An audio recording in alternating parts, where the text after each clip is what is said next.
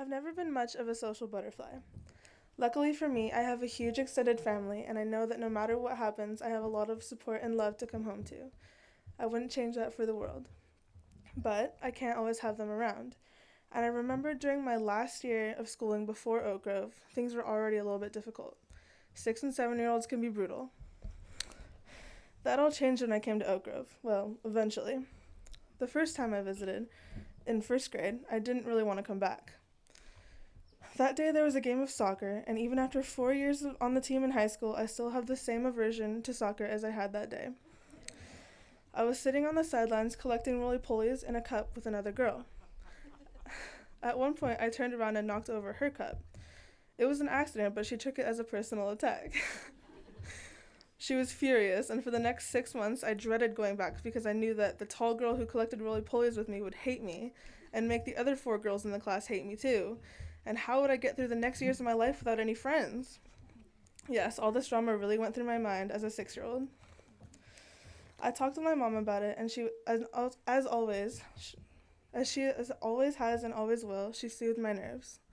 But sure enough, on the first day of school in second grade, just as I had predicted, there was little Dakota trying to kill me with her glare. Somehow, I made it through the day, and then the year, and then 10 more years after that. And now Dakota is one of my best friends. Oak Grove really did become my home not so far away from home. I don't live in Ojai, so the valley is and forever will be affiliated with Oak Grove and the people I've met here and the memories I've made. The kids around me have become my cousins, the teachers my aunts and uncles. On one excursion during our junior Southwest trip, we really embraced this idea. A smaller group of us went to Bryce Canyon, and we tried to convince the people around us that we were on a family vacation. Russ was our dad. Brittany was our mom. Most of us girls were siblings, and Jack Dew was the adopted brother, obviously.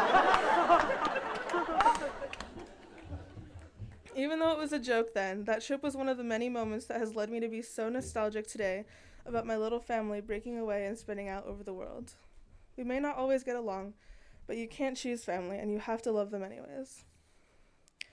Oak Grove has taught me a lot, but one thing in particular is very important to me. This school has taught me that I can make a family wherever I am. I'm an only child, but I'll never be alone. Okay, I've talked about my Oak Grove family, but now I have to acknowledge my actual parents.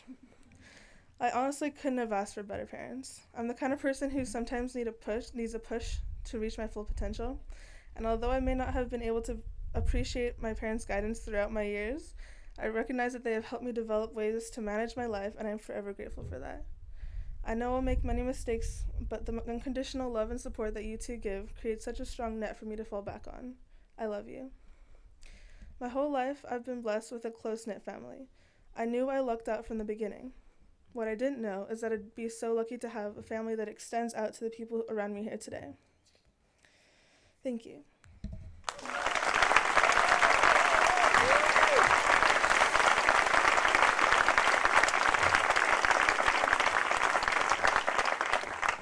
Such intelligence, there's a flair to his style, grace and confidence. Please welcome Sean Park.